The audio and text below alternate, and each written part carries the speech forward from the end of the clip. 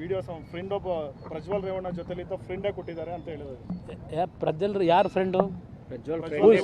Prajwal ರೇವಣ್ಣನ friend ಯಾರು?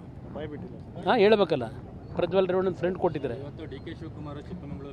ಮೀಟಿಂಗ್ಗಳು ನಡೆಸ್ತಾರೆ, ಗಹನವಾದ meeting. ಅದಷ್ಟೇ. ನಾನು ನೋಡ್ರಿ ನಾನು ಆ ಸಂಸ್ಕೃತಿಲಿ ಬಂದಿರೋನಲ್ಲ. ಆ ಸಂಸ್ಕೃತಿನಲ್ಲಿ ಆ ಡಿ.ಕೆ. ಶಿವಕುಮಾರ್ ಸಂಸ್ಕೃತಿ ಜಗಜ್ಜಾಹಿರ. ಅದರಿಂದ ಡಿ.ಕೆ. ಶಿವಕುಮಾರ್ನ ಹೇಳಿಕೆ ಏನು ಬೇಕಾದ್ರೂ ಕೊಟ್ಕೊಳ್ಳಿ. ಅಂತಿಮ ರೇ ನಾನು ಇದರಲ್ಲಿ ಪಾರದರ್ಶಕವಾದಂಥ ತನಿಖೆ ಆಗಬೇಕು ಅಂದರೆ ಇಲ್ಲಿ ಪಾಪ ಯಾಕಪ್ಪ ದೇವರಾಜೇಗೌಡನಿಗೆ ಹಲೋ ದೇವರಾಜೇಗೌಡ ಹೇಗಿದೆಯಪ್ಪ ಅಂತ ಫೋನಲ್ಲಿ ಯಾಕಪ್ಪ ಮಾತಾಡ್ದ? ದೇವರಾಜೇಗೌಡನ ಜೊತೆ ಯಾಕೆ ಮಾತಾಡ್ದಪ್ಪ ನೀನು? ಯಾಕೆ ದೇವರಾಜೇಗೌಡ ಏನು ಡಿ.ಕೆ. ಶಿವಕುಮಾರ್ ಫೋನ್ ಮಾಡಿದ್ಯಾರು ದೇವರಾಜೇಗೌಡರಿಗೆ? ಇದೇ ಶಿವರಾಮೇಗೌಡ ಫೋನ್ ಮಾಡ್ತಾನೆ, ಇಲ್ಲಿ ತಗೊಳಪ್ಪ ಡಿ.ಕೆ. ಶಿವಕುಮಾರ್ ಮಾತಾಡ್ತಾರೆ ಅಂತೇಳಿ ತೆಗೆದು ಫೋನ್ ಕೊಟ್ಟಲ್ಲ.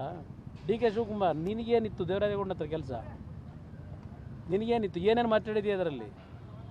5 ಜನ ಹೆಣ್ಮಕ್ಳನ್ನ ಕರ್ಕೊಂಡೋಗಿ ಎಲ್ಲಿಡಬೇಕು ಇಟ್ಕೊಂಡಿದ್ದೀವಿ ಅಂತ ಹೇಳಿದೆಯಲ್ಲ ಕ್ಯಾಸೆಟ್ಟಲ್ಲಿ.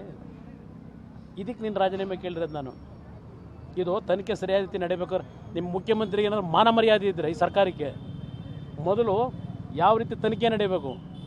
ಏನಾದರೂ ನಿಮ್ಮ ಹೋಮ್ ಮಿನಿಸ್ಟ್ರು ನೆನ್ನೆ ಹೇಳಿಕೆ ಕೊಟ್ಟವರಲ್ಲ, ಅವ್ರಿಗೆ ಏನಾದರೂ ಸ್ವಲ್ಪ ಗಟ್ಟಿ ಮೂಳೆ ಇದ್ದರೆ ಧೈರ್ಯವಾಗಿ ಎದುರಿಸೋಕೆ ಹೇಳಿ. ಈ ಥರ ಎಲ್ಲ ಇದನ್ನು ಇಟ್ಕೊಂಡು ಅಧಿಕಾರ ದುರುಪಯೋಗ ಪಡಿಸ್ಕೊಂಡು ನಾನು 20 ತಿಂಗಳು 14 ತಿಂಗಳು ಒಂದು ಬಾರಿ ಅಧಿಕಾರ ನಡೆಸಿದ್ದೇನೆ. ನಾನು ಜೀವನದಲ್ಲಿ ಯಾವ ಪೊಲೀಸ್ ಅಧಿಕಾರಿಗಳನ್ನು ಇಟ್ಕೊಂಡು ನಾನು ದುರುಪಯೋಗ ಪಡಿಸ್ಕೊಳ್ಳಿಲ್ಲ. ಇವತ್ತಿಲ್ಲಿ ಬಂದಿದ್ದೀನಲ್ಲ, ಇವತ್ತು ಕೋರ್ಟ್ ಮುಂದೆ ಬಂದಲ್ಲ, ನ್ಯಾಯಕ್ಕೆ ತಲೆ ಬಾಗ್ತಾ ಇರ್ತಕ್ಕಂಥವ್ನು ನಾನು 2 ಬಾರಿ ಮುಖ್ಯಮಂತ್ರಿ ಆಗಿ ನನ್ನ ಮೇಲೆ ಸುಳ್ಳು ಆಪಾದನೆ ಮಾಡಿ ಇವತ್ತು 12 ವರ್ಷ ಆಗಿದೆ. ಕೇಸಿನ ಕ್ಲಿಯರ್ ಆಗಲಿಲ್ಲ. 12 ವರ್ಷ ಮೌನದಲ್ಲಿದ್ದೇನೆ.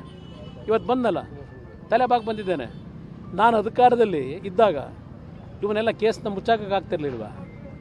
ಹಿಂದೆ ನಾನು ಯಾವ ಹೋರಾಟ ಮಾಡ್ಕೊಂಬಂದೆ, ಈ ದೇಶದ ಆಸ್ತಿ ಸಂಪತ್ತು ಉಳಿಬೇಕು ಅಂತ ಹೇಳಿ ಭ್ರಷ್ಟಾಚಾರದಿಂದ ಹೋರಾಟ ಮಾಡ್ಕೊಂಬಂದೆ.